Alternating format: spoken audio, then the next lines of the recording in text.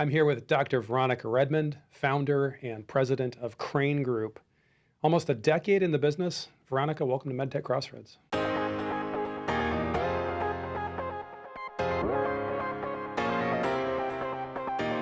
Thank you. Thanks, Gene. Fun to do in-person interview. Thanks for making the trip too. How's Michigan treating you?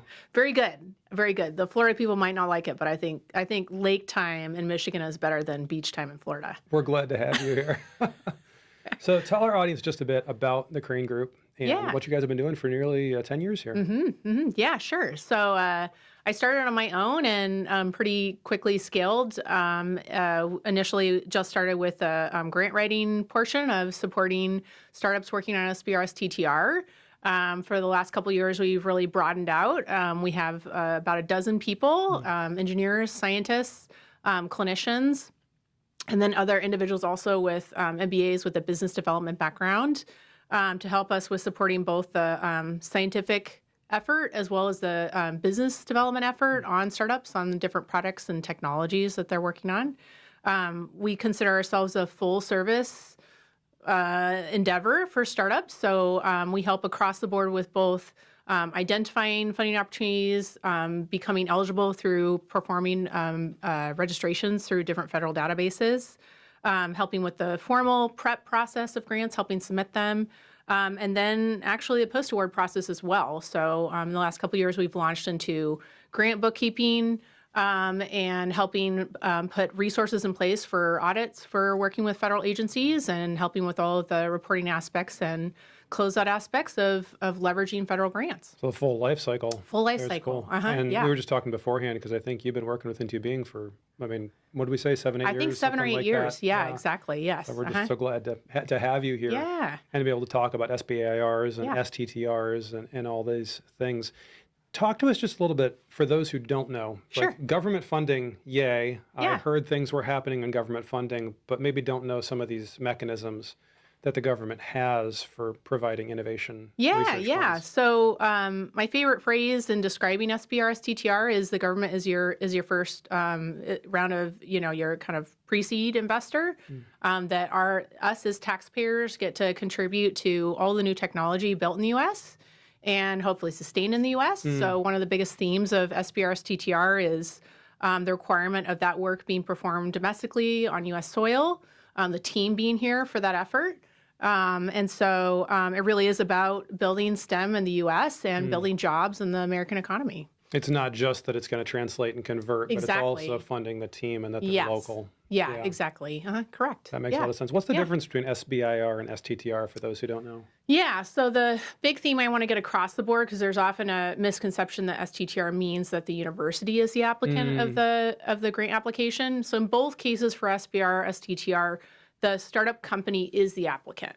So even if the inventors are at a university setting and they're putting together a grant application, in either setting, SBIR, STTR, the company is the applicant. Okay, so either way it is. So what's the distinguishing factor then? Sure. So the distinguishing factor between SBIR and STTR is that while partnering with a research institute is allowed for, or even federal labs themselves for SBIR, it's a requirement for an STTR. There's a certain portion of your budget is going to be going to that partnering research institution. And then depending on which federal agency you're applying to, we'll use NIH as an example. There are different requirements around PI eligibility for SBIR and STTR, which can be a really important inflection point for companies of what's going to be the best fit. Okay. So in general, in comparing and contrasting SBIR, STTR, for SBIR, you need that PI to be primarily employed. That means 51% employed at the company at the time of grant award. So you don't have to quit your day job to write an SBIR.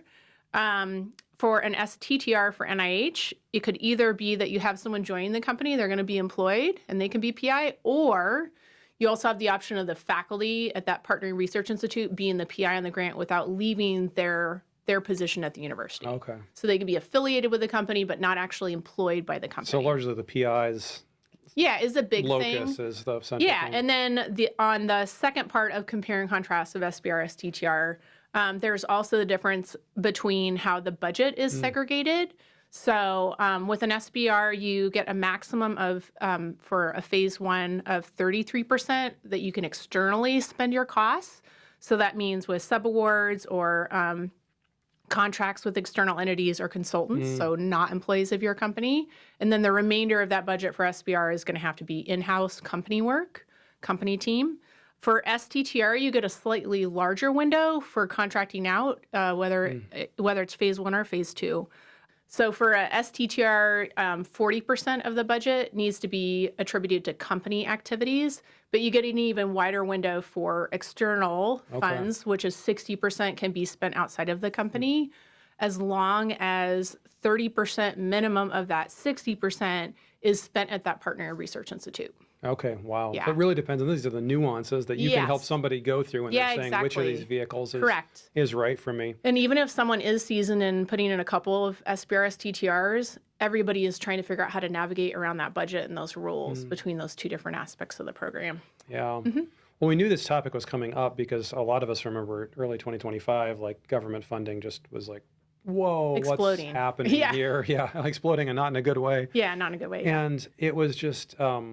So then more recently, as things have started to stabilize a little bit, we were thinking about doing an episode on this and started to put that together. And then it was like Adrian Harris from our team, I think, suggested, talk to Veronika because she's the one who does all these things for us, and we'd love to, get her opinion on it. Yeah. So can you walk us through? So I think it feels to me like, having been in this business now for 16 years with startups before that, I sort of took funding like that for granted. Yeah. It comes and it goes, and I never was really central to executing on that funding. But it always seemed pretty stable to me. That was my impression. It's probably not correct. Exactly. And then we get to like February 2025, and it just feels like the world upended. Can you walk us through the last, let's say, 18 months of just the facts, right? What has happened in the world of government funding? Leading up to the reauthorization recently. Yeah, exactly. Yeah. So, so Gina's talking about even what the media has covered since 2025, which is the disruptions in federal grant funding and how that impacted the scientific community and our ability to do research, regardless of whether it's in an academic environment or SBIR STTR. So what we saw first in 2025 was a lot of reevaluation by the administration of currently actively funded grants, and whether they should continue to be funded or whether their funding was pulled, and then some of the legal back and forth about that. Another aspect that also did actually have a thread into SBIR STTR was the administration's suit to try and change the indirect cost rate and the way that universities and small businesses negotiate that with the federal government, trying to reduce how much could be put in grants per se. So how that ties into SBIR STTR is that when companies partner with universities, they often have pretty significant indirect cost rates, which are responsible for supporting research across the board at the university, regardless of the project area. I remember these numbers like 70% or something like that. Yeah, so 50 to 70% indirect cost rates, which is a good chunk of money for if you have a subaward in your grant where universities do an XYZ for you. So you have direct costs for the project itself, but then these huge indirect costs. So the current administration had sought to try and kind of reduce the size of those indirect costs, rein those in. Yeah, thank you, Jean. And so that still even tied into SBIRs further, because the question was then small businesses that haven't negotiated with the federal government before are allowed to kind of do a 40% generally. Some other agencies allow a little bit different.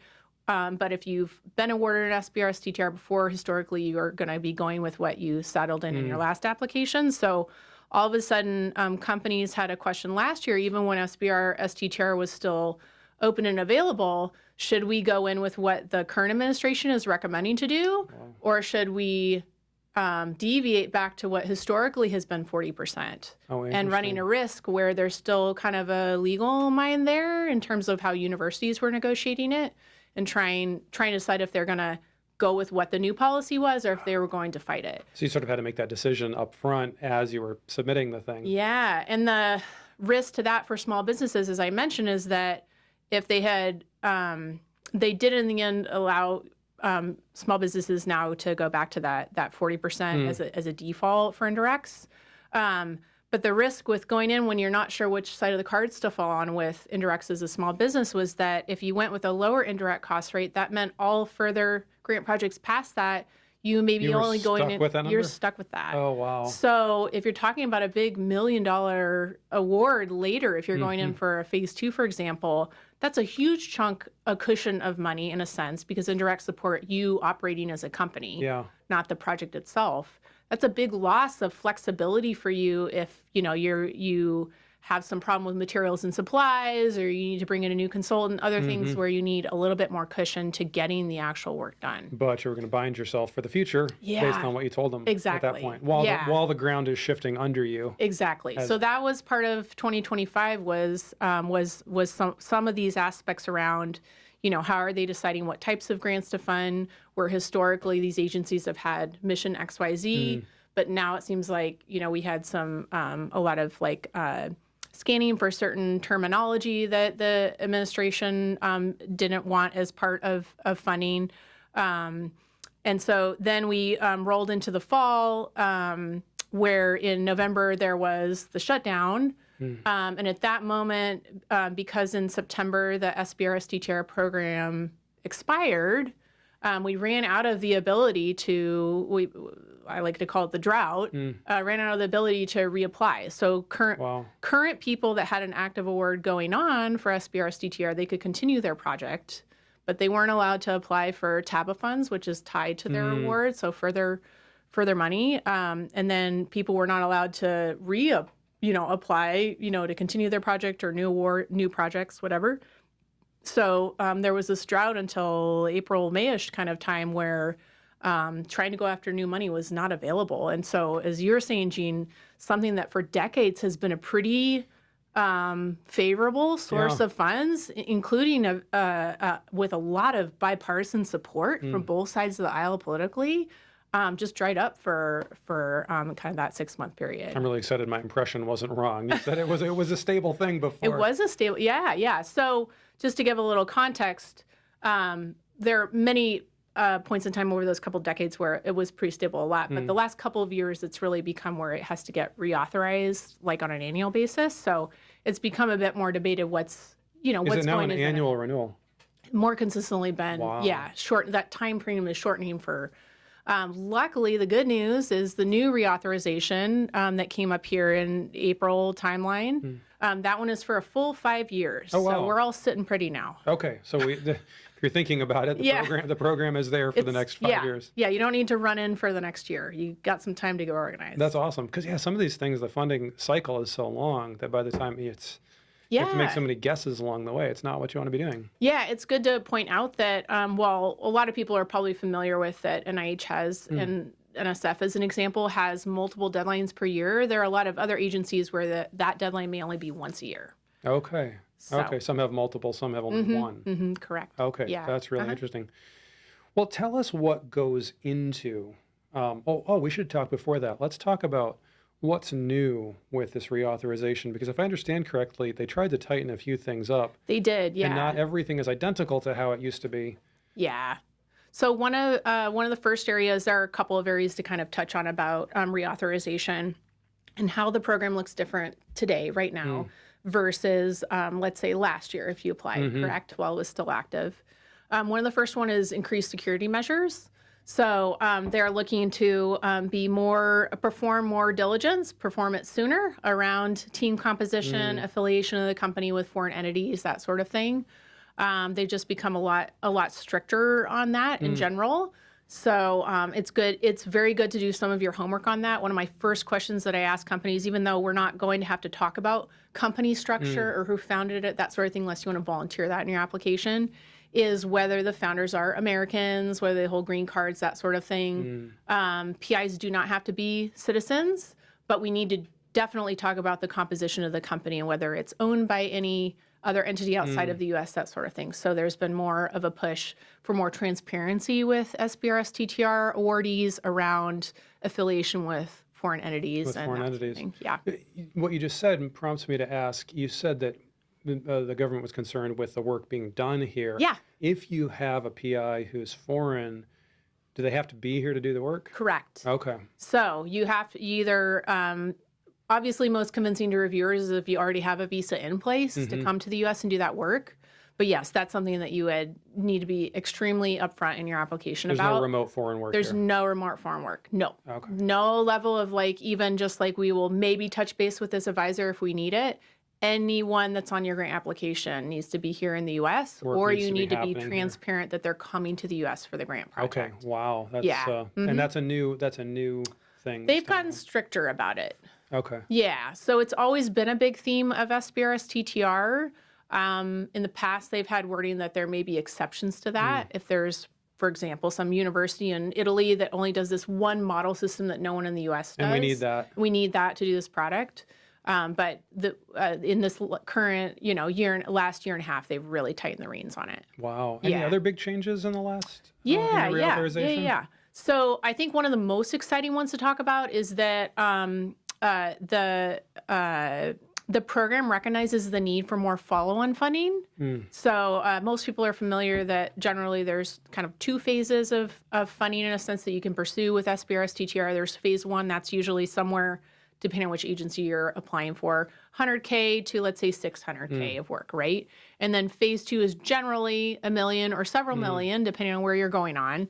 And that mostly has been the way that people think about SBIR STTR, but the reauthorization has brought about a really exciting change so that they are setting aside new programs or strengthening existing ones where even past phase two, they're going to be continuing to support companies with funds. Oh, wow. Past phase two. You get your phase one, get your phase two, and then there's still funds available to you. Yeah, exactly. So you have to be careful and figure out if those mechanisms that are relevant to you, because in a sense, they're kind of like follow-on funding, it's a renewal of the project, whether those require you to come up with matching funds. Okay. Okay, so some of those kind of like breakthrough opportunities require matching funds. But we're not going to drop you right there. But we're not going to drop you, and it going. can unlock some pretty significant sums, Wow. like 20 to 30 million. 20 to 30 million. I was going to ask, is it bigger? Because we Yeah. think of phase two as being relatively large. Yeah. But now you can get even so more. now they're increasing the size of the buckets as well for even past phase two funding. What are if you had to guess here in 2026, what are the sizes of phase one, phase two, and then ongoing funding with potentially a match? Yeah. Just give us some average numbers. What could a company expect? Yeah, to see? so the caveat to say first is that different agencies have different rules. Different solicitations at different agencies have different rules of what their budget caps are going to be for each of those. But I would say broadly, NIH having a 300K phase one is pretty average. The new omnibus that was issued in May actually listed specific budget amounts for the individual NIH institutes and centers. Okay. So obviously, places like NHLBI, where you might be doing a clinical trial, they're trying to kind of increase that amount that's available a bit more. So they're finally placing some very clear numbers on where each NIH institute and center is going to be having their budget caps in a sense for each of those. So for a phase one, as I said, 300 to 600, somewhere in that range, using NIH as an example. If we talk about NIH, again, caveat of which opportunity you're looking at, because there's different flavors of things. But I would say probably 2.5 million is kind of an average. For phase two. And then, like you said, up to 20 something possibly. Yeah. Yeah, follow-on exactly. funding. That's incredible. Well, take us into a submission for a minute. At a high level, what are the things that a company needs to have to be able to think about moving forward with a submission? Yeah, sounds good. So I like to help people think about pre-grant writing steps and the actual grant writing itself. Preparation. Okay. Preparation. So do your homework before you start writing. Okay, so it's not just I found this opportunity, I'm going to write it in 1 month. There are many things in place before that. So, for example, pre-grant writing steps could include completing your registrations with the federal government, or working with, like, for example, like Apex is a resource, taxpayer paid, for getting help with those registrations. Doing market research and understanding the actual values in your market, the drivers, what your customer profile looks like, what going to market would look like.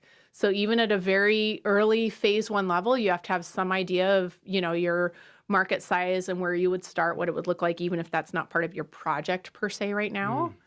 And then team composition is a really important pre-grant writing step. So do you have someone that can be very qualified to be the principal investigator, meet the requirements of the program, but also is at either the technical level of training or maybe has experience with being a serial entrepreneur or having run a business before. A lot of considerations around team. And then whether you need to identify new collaborators or consultants in areas that you have no expertise, like if you're producing a product and you're going to have to manufacture it, and that's part of your grant project, finding who you want to work with that. And that isn't as simple as saying, go find a quote from somebody. It means, let's think about this relationship. Is it going to function? What does it look like? What does it cost? Get into the details on that. The details of that relationship, yeah. Earlier you were mentioning to me before we started the interview about how the government has a team focus, but then they've also got a commercialization focus, and sometimes the level of academic rigor or preconditions that they put on the PIs, maybe in some of our minds, is in tension with the also very good question of, is there a market for this? Yeah. Walk us through that. I don't know if you think of it as a tension or not, but walk us through that sort of push-pull on the team versus the market draw. Yeah, definitely. No, this is a really good question because we have, mutually, both of us have lots of different team compositions that come to us. Some are, strictly clinical. They have the problem in front of them every single day, right? They're very close to the problem. Okay, but they don't have a lot of experience with understanding the market, or they have no knowledge of how this medical device is actually distributed or packaged or could be manufactured or whatever it is, right? So they're only in this environment right here. And then on the flip side, you could also have, someone very interested in a clinical problem, but they come from more of a serial entrepreneur or a business background, but they're not actually familiar with the problem day to day, right? So a very important part of SBIR STTR is building your team composition where you are trying to pull in, I call it pie in the sky, all of the best experience from people on both the scientific technical side, but also on the business side of people who've operated a company, people who have potentially launched a device in your particular industry before, people who might have sales experience selling in that medical device space. I'm using medical devices as an example here. And then people that may have approached investors. So there are many different skill sets that an inventor, an original founder doesn't have to wear all of those hats. Yeah. Right? But is really important to not try and do it all on your own and go about finding advisors and people that are going to be part of the application and part of that process for you. And I keep wanting to say NIH because, as you told me earlier, that's most people think NIH, but there's a bunch of different agencies involved here. Does the government tend to look at the academic qualifications being more important, the business qualifications, all of the above? How do they weight that? Or is that dependent on the review committee? The default answer is depends on the agency. Okay. So I like to use NSF and NIH as an example because they're, to me, very opposite. Oh, interesting. Okay. So let's say you have a medical device. No one has ever produced a product like that at all. You really don't have any close direct competitors. You have other people that have peripherally been involved in the solution, but it's a very high level of innovation. So National Science Foundation is really interested in things that have a very high bar for innovation and that may seem too risky for NIH. Yeah, moonshots. Yeah, exactly. And so NSF, in that regard of thinking about this very innovative medical device, they're less critical of the background or technical area of the PI as long as the rest of your team fills out all those skill sets that you need. But NSF has a very high bar for the business case itself. Okay. So they're not looking for things that solve very small problems or a very small customer target, right? They want to see game-changing, big innovation. It'll really move the market. Really move the market, but also produces ripples in other industries or other fields of research, even if it's academic. Really paradigm shifting. NIH, in the other way, is very risk averse. So they want to see a very high level of preliminary data. They really want to see teams that do have more of an academic background or have happened to publish in those technical areas. Not always the case for all examples, but definitely, there's a lean there in the success of academia in those technical areas. So NIH is more academic focused than NSF for example, is going to be more market focused? I like to think about the level of risk of the product, like how much you've gotten done as well, how innovative it is, more than the teams almost play a lesser role to that argument of what is more developed and has more data behind it versus innovative early stage. Got it. Okay. So team is still part of the equation, but it feels a little less critical than your market case and the type of product and its innovation. Got it. Okay. Yeah. That's really interesting. Do we cover everything that they are? No, of course we do. Oh, no, that's okay. There's no way we covered everything that they need to think about here, but any other highlights as to what needs to be thought about up front? Yeah, so I'll just go, we talked a little bit about like pre-grant writing steps, but I would also kind of put at the beginning of grant writing or preparing for getting ready for an SBIR, STTR, there are some different resources that you can take advantage of. So one is working with a seasoned grant writer that has written grants for that agency before. People in my space like to remind you that grant writers know the language and the mission of agencies, and there's a very specific way to write an NIH grant versus a DOW grant. Okay, so there's a language, there's a mission, so working with someone that understands how to tailor that and use the right language to speak that story is important. So trying to interact and find grant writers in your ecosystem or get referrals for some. Trying to understand, is this the best time, the best cycle to be writing this grant? Do you have people going out of the country?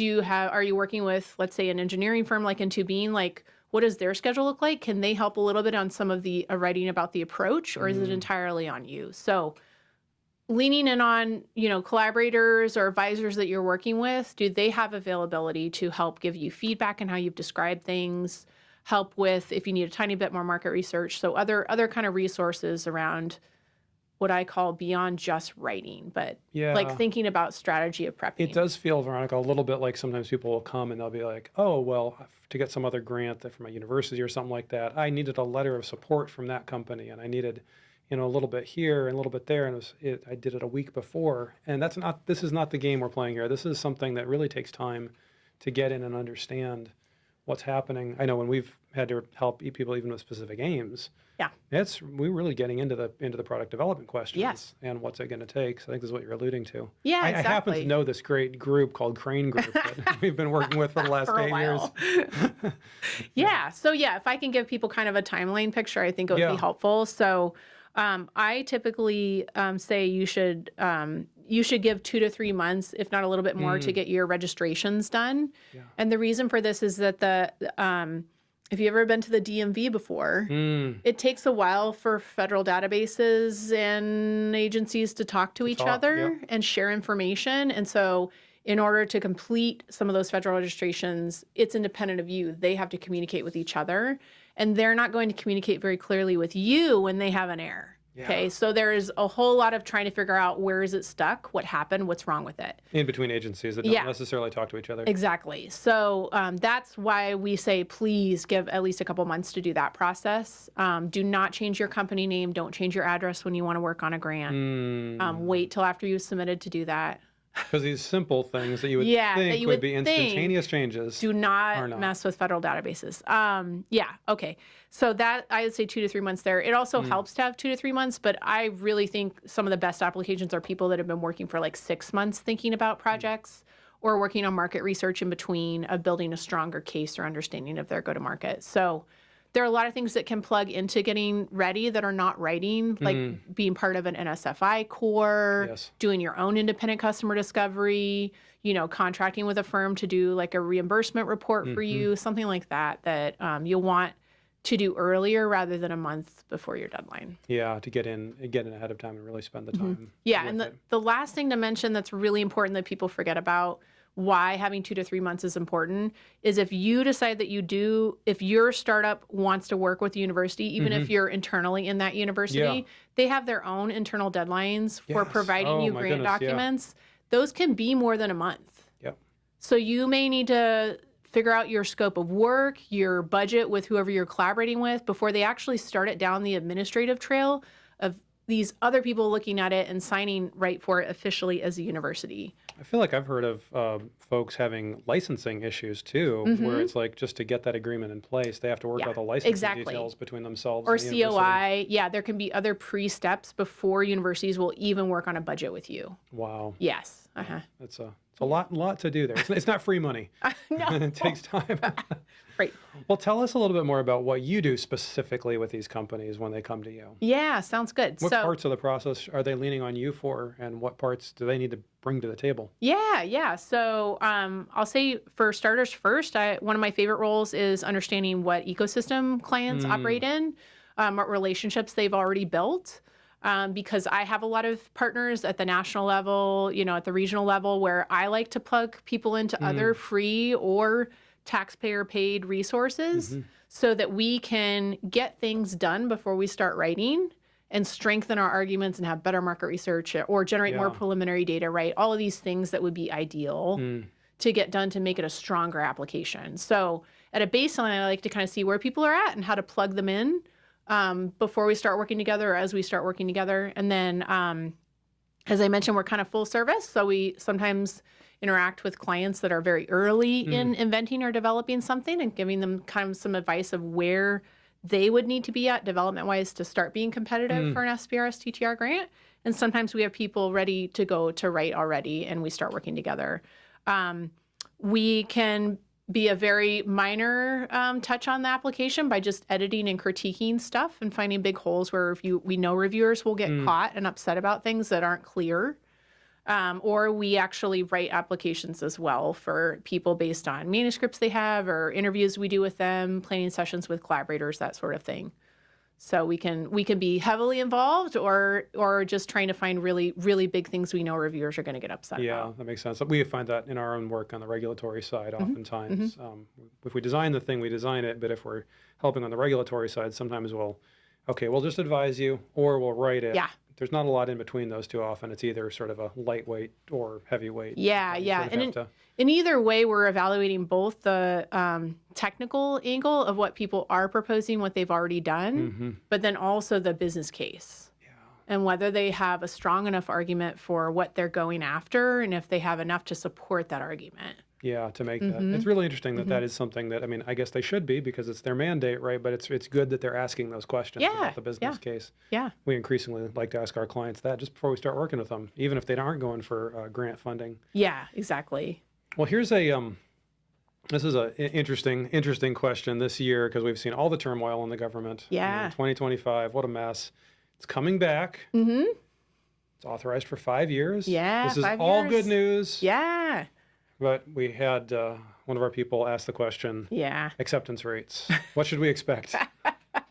So it is still chaotic. Okay. So, but that doesn't mean don't apply.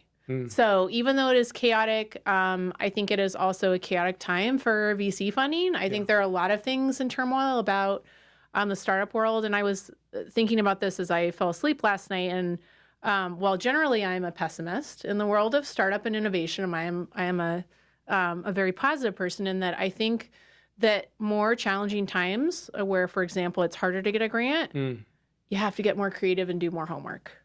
Just spend more time really developing bigger case, get more advice, get more critiques from people. So I think it is a reason to lean in and dig your feet in, but be very strategic about it.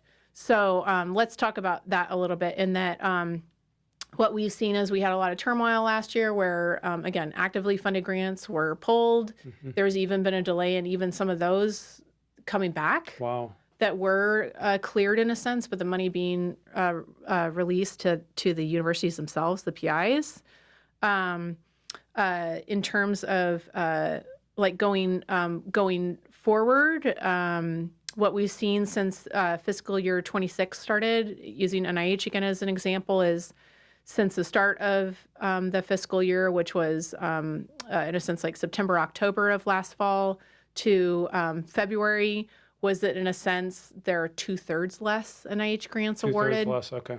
And that's across NIH in general, all funding mechanisms. So, and that's comparing it to prior to this current administration, like the 4 years in front of it. So there is a big disruption in what's being awarded.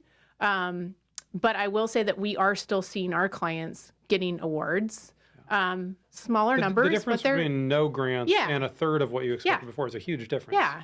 And the ones that are getting awarded, I'm not surprised by. Okay, so they have really good business cases. They've done their homework really well, or they really align with what a federal agency is looking for. So I'm not surprised the ones that are getting it.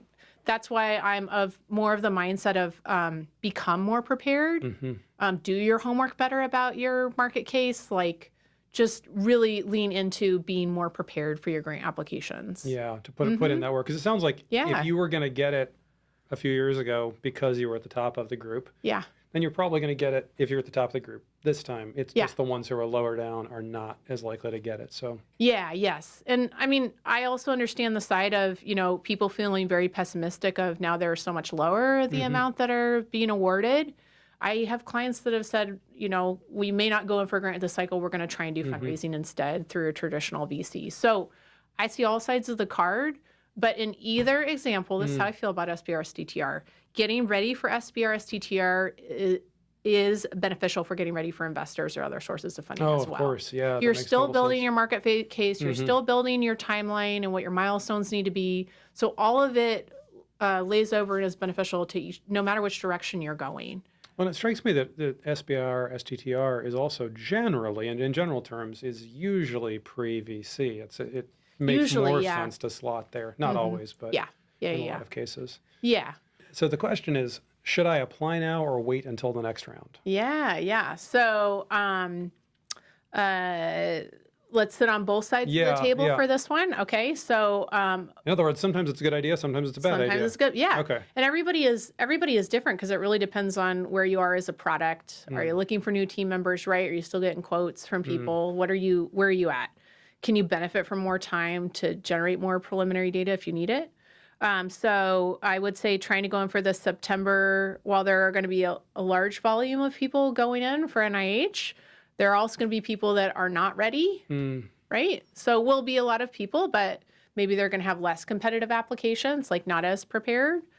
So it could be an advantage to go in another cycle. Also, there are going to be other opportunities coming up, different flavors of SBIR STTR. So just to give a little hint to people, one that I like to give a plug on is in the way that academics have the K-award mechanism where they're trying to help people gain independence as scientists. NIH only has a couple-year-old program in a sense where they've started kind of like a career transition opportunity that is specifically SBIR STTR flavor. So not all of the NIH institutes and centers participate in this, but a handful of them do. So that deadline is the next one is for January instead of the September. So some people might be kind of sorting out, like, am I a better fit as someone who's never been awarded an NIH grant for a career transition opportunity versus going in under the omnibus with a stampede of people, including people who've been awarded many NIH grants, very seasoned. I remember we were talking ahead of time a little bit about the fact that getting an NIH grant previously was a bellwether for getting one later, that they were actually looking at that as a criteria, but then how do you re-enter the process if you've never been part of it, if you've never won one before? But this would be an example of a place for somebody who hasn't won. It definitely is helpful to have it's great if a PI has been awarded NIH grants before and putting in an SBIR STTR, but at minimum having an advisor or someone on the team that has been an NIH PI is really helpful because reviewers can't critique you and saying this team doesn't look like they have the experience to manage an NIH grant beyond the technical expertise of someone who has convinced peer reviewers that they should fund research in this particular area, right? So in general, whether it's research or SBIR STTR. Got it. Yeah. And in there, you alluded to the fact that there's different dates for different things. So, and again, I'm sure you can't do it all from, maybe you can, I don't know, it'd be terrifying if you could, but I always think, and it's probably NIH that I'm thinking about here, is that early September is a frequent deadline for them. Yeah. But just give us an example. I mean, is it once a year? Is it multiple times a year? Yeah, I do. My life is structured around deadlines. Yeah. Federal deadlines. Can't go on vacation close to them. Not quite as bad as being an accountant, but almost, right? But it is. Yeah, I have two cousins that are both CPAs, and we kind of joke about this, like the tax time and the deadline time. Okay, So for NIH, the consistent omnibus deadlines are January 5th, September 5th. Let's see, what am I missing? Oh, in April, the one in the middle. That makes no sense. Okay, so if the deadline falls on a holiday or like a weekend, then it gets booted to the first next weekday in a sense. So our next deadline for September 8th for NIH. We're approaching NSF's first deadline with the new solicitation they put out, which is end of July here, I think the 27th. And then they have a following one for November 4th coming up. So NIH, NSF, multiple deadlines a year. DOD puts out a lot of different topics, like NASA switching over to kind of a topic-based format. So again, throughout the year. And then some of the other agencies, like USDA as an example, their SBIR is just once a year opportunity to write for. So not only which agency is most appropriate for me to go to, but also when does that submission Exactly. So if you're working with someone, let's say someone in agritech, where they could apply for NSF or USDA, we kind of evaluate, like, based on the project they want to do, based on where their product is at development-wise, which one are they more likely to get funding for first? Can we do one first that is like the annual one, and then the following 6 months later, we're going to put in an NSF and see if we can get both of the projects funded because they're slightly distinct, the work that they're doing. Is there any penalty for submitting to different agencies? Are you able to do that? You can do that. What you have to do, though, is be transparent about it, because if you were to score well for both of those applications, you may either get to self-elect which one of the two you're going with, or it might not be your choice. The agencies may just say, we're going to sort it out, and we're going to give you the least number of dollars. So you can't be funded for both? You can't be funded for both, but what I like to explain to people is they could be funded for the same product, but the scope of work in the grant project itself needs to be distinct. Got it. Yeah. So you could put in the same grant application and play your cards and see who's going to fund the project, right, out of two places. Okay. But what is smarter is to plan for multiple grant applications where you're looking to support either different product uses or you're developing, like, your first project is direct to consumer, but then the second grant project you're putting in a little later is for B2B, something like that. So in the latter case, those could both be funded, but exactly. in the former case, they can't both be funded. It would be exactly a choice there, either yours or the agency. Yeah, exactly. And the agency isn't going to be like, I'll give you the bigger chunk of the pie. I'll give you the smaller chunk of the pie. That would make sense, because if you're really asking for the same thing and you put two different dollar amounts on it, I guess I would give you the smaller dollar amount if you said you can do it in either direction. Situation. So yeah, that makes a lot of sense. Yeah, they're trying to be reasonable with our taxpayer dollars. Yeah. So one thing that people say is, well, I'll just reapply. I didn't get it this time, but I'll just reapply. Sounds like maybe that's not quite the same as it used to be. Yeah, that definitely looks like it's changing a little bit. So what we saw last year, because of the shutdown, there was a delay in the SBIR STTR grants that were reviewed from, let's use NIH as an example, the September cycle for NIH. Took a long time for that to come back into motion, because part of, issues with talking about NIH's fiscal year budget and the shutdown impacted the study sections that meet that review grant. There was cancellation of study sections, and then there was a delay of getting those all back rescheduled, getting it all reviewed. And then there is also talk of the nature of peer review changing. And so those are evolving things where we have some policy guidance from the agencies on those changes coming, and some of the policy that's issued could sit either way. It's kind of seeing what happens. So what we have had happen is in the last year and a half that sometimes people get their summary statements after the deadline that follows the one. So in a sense, they end up missing out on a cycle because they got their summary statement later. Sometimes it also may be delivered right before the deadline, like a week before, where it's pretty hard to decide what to do. Yeah, pretty hard. If you're just rewriting stuff, maybe. But if, let's say, for example, the reviewers were poking holes in your team composition, might not be able to find that person in a week that would fill that hole. So I think it feels like it probably is better if you try and take a little bit more than a cycle to get ready for a resubmission, but some people are going to make up their own mind if they feel ready to just go ahead and go in there. But depends on how the agencies are going to evolve with that over time. It seems like it's something that really favors preparation, whether it's on that first submission so that you try to get into that top third, Yeah. or resubmission Yeah. where it's like, okay, well, if we didn't get it, we're going to really spend the time. Yeah. I will say the silver lining to a silver lining. I like to look for a lot of silver linings on things that seem terribly awful.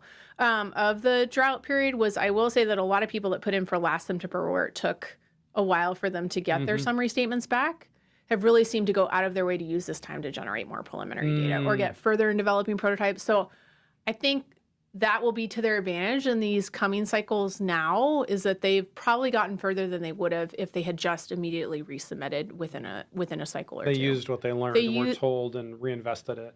And exactly. Really they took the time to find new team members or generate new preliminary data. Yeah. I remember during a lot of the chaos of the last 5 years or so, and a lot of the things that we've talked about, even on MedTech Crossroads, and it's like in some of those moments, it seemed like the best advice to people was just keep doubling down on what you know you're good at and where you bring value. Even if you're not feeling it right at the moment, it's going to come back later. Yeah. And this is a description of that kind of a process. And it's really interesting to watch people be creative about it. So when we had the shutdown last November, we watched a lot of startups try and pivot and say, can we lean into our academic collaborators and still get some of our research funded, where now the university is the primary applicant, but we're consultants or subawards on this grant instead of the way we would have done it the other way. Or also startups saying, we were kind of on the fence about getting funding. Now the shutdown happened. So why don't we focus instead on our primary service offering or this product that's already on the market? And we're just going to have to pigeonhole for a while working on this other thing.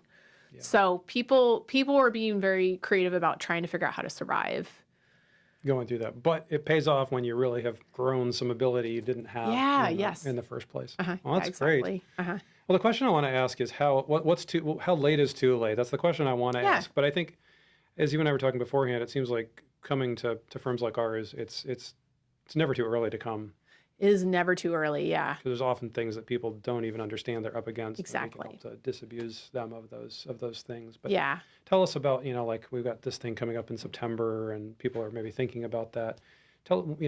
How early should somebody come to you in the process? Yeah, so coming from like a grant writing perspective, or even you haven't even started like your federal registrations yet, right? So SAM.gov is a notorious one where the time frame could get blown out of the water because you submitted your application where the first name of your business was capitalized, but on your actual articles of incorporation it was lowercase or something, right? Or you had a period or a comma and it didn't go over, right?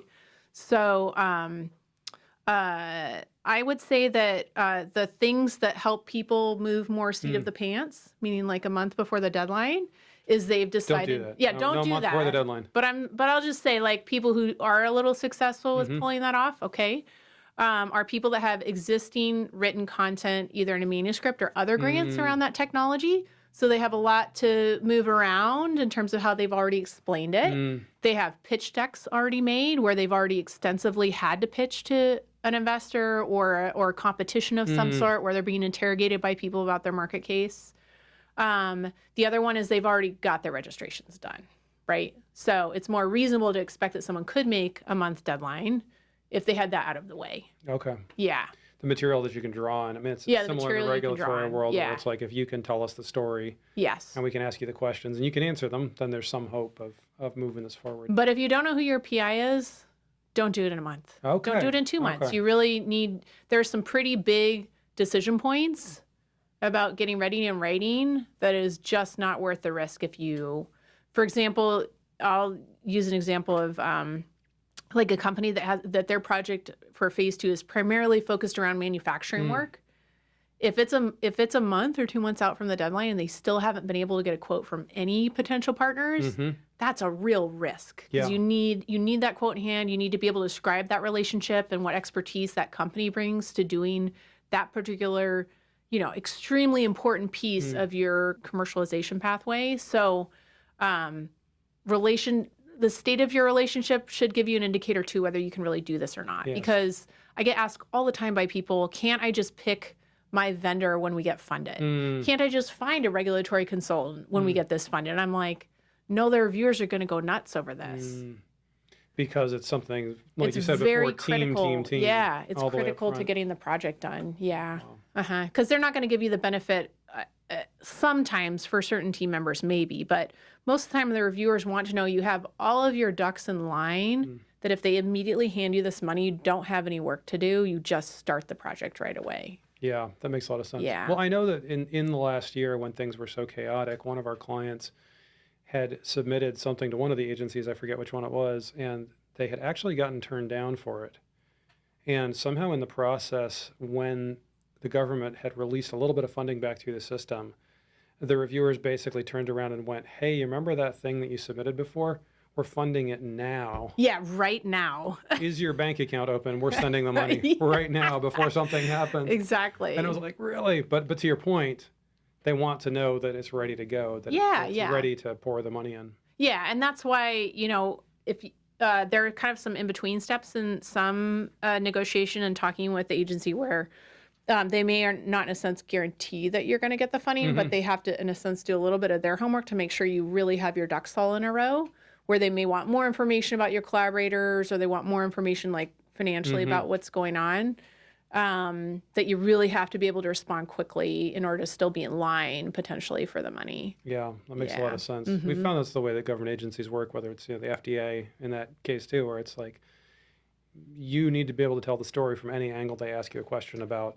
Are you ready? Yeah, are you ready? Get you to that point. Yeah, and so I do like to kind of give people a heads up about that, is that once you put your grant application in, it's not just did it get funded or not. They may actually come back to ask you some more questions about a few key things before making that decision. So you really got to be ready and on top of checking your email, and have people ready to provide you with things, or have a heads up when people are out of the country. Or I had a client who called me panicked from he just landed in Paris, and he's like, they just asked me for all this documentation for our NIH just in time, and I'm in a foreign country. Help me. I can't do this from here. Oh my goodness. So we helped him because he had like a 3-day, deadline to get that back to them. That was not possible with whatever computer he brought or something abroad. So, we do help with that process too, of trying to help get the ducks in a row to keep people in line, in a sense. Well, and you do a good job of it. We've enjoyed working with you for many years, and our team speaks so highly of you. I know you mentioned that one of your team members had reviewed the recent legislation. Yeah. We're going to post a link to Yeah, that. yeah. Any other resources you'd like us to be aware of? Yeah. So Jean talked about a member of my team, talented Dr. Tara Stefan, one of the grant writers, but also amazing business strategist as well, writing NIHCPs. So she volunteered to read the full bill, the full reauthorization bill. And so she did a great synopsis of all of those changes, and some more resources to kind of collect and think about how it looks different this year than it did last year before it was expired. In terms of other resources, like I mentioned kind of before, is something I enjoy personally in working in the startup space, is trying to help people get connected to resources. So there actually is another link that we can post that we have collected on our website as well, that has just a bunch of resources for startups in general, in terms of just kind of getting going and what you need to know and what might be in your local ecosystem. That's awesome. We'll try to post those on the screen, and we'll certainly post them in the description after the video. Yeah. Dr. Veronika Redmann, we are so grateful to have you here today. Thanks for taking the time and making the trip. Yeah, thank you. Had a good time in Michigan. Have to come back. What a pleasure. Thanks for being with us. Thank you.